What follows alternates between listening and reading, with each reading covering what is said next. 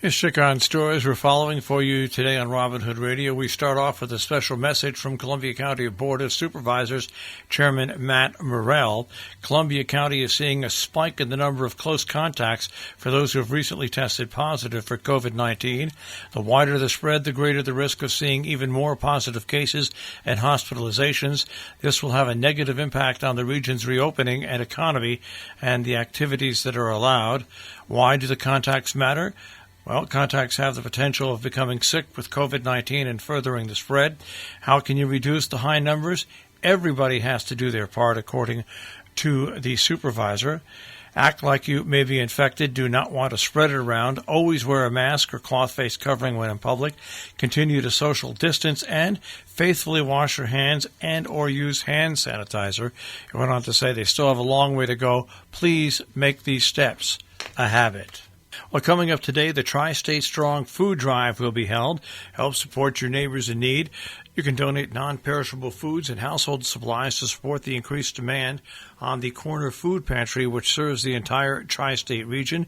By the way, pet supplies will also be donated to the Little Guild Animal Shelter if you drop those off. It's happening today from 9 until 5 at Salisbury Bank, 5 Bissell Street in Lakeville in the parking lot.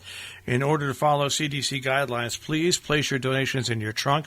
Pull up to the drop-off site in the bank's parking lot. Volunteers wearing masks and gloves will remove your donations from your trunk while you remain in your car. Please place financial donations in an envelope, make checks out to the charity, which is the Corner Food Pantry, and place your contribution in the marked box at the drop-off site. The Tri-State Strong Food Drive is a collaborative effort between Lime Rock Park Catering, Salisbury Bank, and the Tri-State Chamber of Commerce. There's an online Firefly program taking place today. Discover the amazing world of fireflies. Join Audubon's Fantastic Fireflies, a special online program presented by the Greenwich Audubon Center today from 8 till 9 p.m. The Audubon Centers in Greenwich, Sharon, and Southbury may be closed for on-site in-person events, but they bring online versions of popular events. There is a program free with several different levels available. Pre-registration is required at greenwich.audubon.org/events/fantastic-fireflies. Upon registering, participants will receive a link and password access to this event on Zoom. Coming up on Saturday, you can see Roger and Lenny perform live at the Northeast Millerton Library at 2 p.m. Bring a chair or a blanket and socially distance. Space is limited. For more information, to RSVP 518-789-3340. Masks are required. Now, at 9 o'clock in the morning on Saturday, the Cornwall Association has their monthly meeting at the Union. On Sunday, it's the Sharon Ambulance doing a drive-up style pancake breakfast again at the Sharon Firehouse. Remember, this is their main fundraiser to raise money for supplies and ultimately a new ambulance. They are completely a volunteer service. For $7, you'll receive a to-go breakfast of pancakes, French toast, eggs, potatoes, bacon, and sausage. Unfortunately, they can't do special orders. If possible, pre-order by calling Betsy at 860-364-0663. A few things to note. Please wear a mask to pick up the food and socially distance while waiting. They will take cash or credit cards. They have Square, and no one is allowed inside the firehouse. They'll be running up and down the stairs for you, so please be patient with people that are doing the delivery. Above all else, just know that they're grateful for everybody's support, and it means so much to the support in the community. Women's Support Services will be holding a volunteer certification training program in July and August. As a reminder, to be a program volunteer with Women's Support Services, you are required to complete 20 hours of training in order to become a certified domestic violence counselor.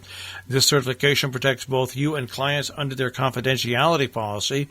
The training consists of 8 total sessions, which will be a combination of 2 socially distant outside meetings with the option to participate from home via video chat, 6 Zoom lectures, and homework consisting of readings and videos. Trainings will take place on Mondays and Thursdays, with one Wednesday running from July 13th through August 13th. For more information or to sign up, contact Women's Support Services Volunteer Coordinator Deanna Barry at dbarry@wssdv.org. The Summer Theater Camp for the Grumbling Griffins Week 1 is coming up. The theater camp runs July 13th, 14th, 16th, and 17th, 9:30 till 12:30 in West Cornwall. Limited to 10 children, ages 6 and up. COVID-19 protocol will be observed. There are some spaces still open. More information is available at grumblinggriffins.org or 860-672-0286. Berkshire Botanical Garden announces Musical Mondays in Lucy's Garden, a free weekly outdoor summer concert series beginning July 13th. Concerts will be held Monday evenings from 5:30 till 7:30 in Lucy's Garden, considered one of the finest collections of topiaries in North America, and donated to the garden in 2018 by Lucy and Nat Day of Greenwich, Connecticut. Visitors are invited to bring a picnic and blanket and enjoy great live music presented by local favorites as well as exciting new acts from outside the area. Beer from Sheffield's Big Elm Brewery will be available for purchase in accordance with state regulations. Masks and online admission ticketing are required. To register, berkshirebotanical.org or call 413-320-4794. Out of Amini, New York, Altice USA franchise agreement. Residents are citing a lack of broadband as Amini considers a renewal. The town board held its required public hearing on the town's franchise renewal agreement with Altice on Thursday, July 2nd, with several residents tuning in to discuss their concerns and complaints about Altice's services and the difficulties they've had accessing what they consider an essential utility. U.S. Representative Antonio Delgado has toured dairy farms as farmers seek additional COVID-19 support, though already well aware of the challenges local farmers have endured. U.S. Representative Delgado toured Ronnybrook Farms recently to gain greater understanding of the support farmers across New York need to remain in business. Aligning with June's celebration of National Dairy Month, Delgado visited Ronnybrook's dairy processing facility, located on Prospect Hill Road in Ancramdale, on Monday the 22nd. Following his arrival, the congressman struck up conversations with farm founder Rich Osofsky, his nephew Daniel and son Peter, and daughter Kate, to give the congressman an idea on how Ronnybrook has been working to stay in business during uncertain times. A full story on that is available in this week's Millerton News. In a story in the Berkshire Eagle, the title of a 135-page document released by the Environmental Protection Agency captures its twisting path. Quote, draft 2020 modification of the 2016 reissued RCRA permit. That's only the first half of the title, but the document could be EPA's last word on the long-awaited effort to compel General Electric to remove toxic sediments it spewed for decades into the Housatonic River. As the title says, the document weeks at nearly 4-year-old cleanup plan that had itself been changed 2 decades after a landmark court decision set the stage for a massive environmental fix. The EPA officials spent the last 5 months revising the agency's cleanup order to encompass terms of a February agreement reached through mediation that reframed the expectations for GE.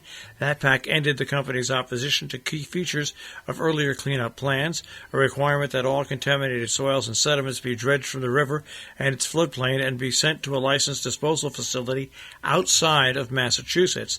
That would have been roughly 1 million cubic yards, equal to more than 71,000 full-size dump truck loads, while the new permit calls for out-of-state disposal of materials with the heaviest concentrations of PCBs. It allows 9/10 of the dredged material, about 1 million cubic yards, to be packed into a new landfill in Lee. Stockbridge will share in $850,000 as settlement of a telemarketing scheme. 2 New York vendors have agreed to pay that to settle claims that their high-pressure, misleading telemarketing operations victimizes communities, including Stockbridge and 42 others. An investigation by the offices of the Massachusetts Attorney General and the State Inspector General concluded that the leaders of Pioneer Products and Noble Industrial Supply Corp. Overcharged the town's fire department and provided excessive supplies of foam and other supplies through an intimidating telemarketing operation. According to a joint announcement from the offices of late Wednesday, the Long Island, New York-based company supplied fire, police, and public works departments, school districts, and libraries in 43 towns and cities across Massachusetts. Our stock market report is underwritten by Salisbury Bank, salisburybank.com. Remember, there's a food drive going on at the Bissell Street location today all day long. Also underwritten by the Interlaken, interlakenin.com. We're coming up on Saturday. It's barbecue rib night, and on Sunday, for their Sunday brunch, fried chicken and waffles, interlakenin.com. You'll also find Morgan's at the Interlaken on Facebook. The Dow Jones Industrial Average was down 361.19 today to 25,706.69. The NASDAQ was just about steady, 10,547.75, and the S&P 500 fell 17.89 to 3,152.05. We'll take a look at the tri-state forecast. That'll come your way in just a few moments.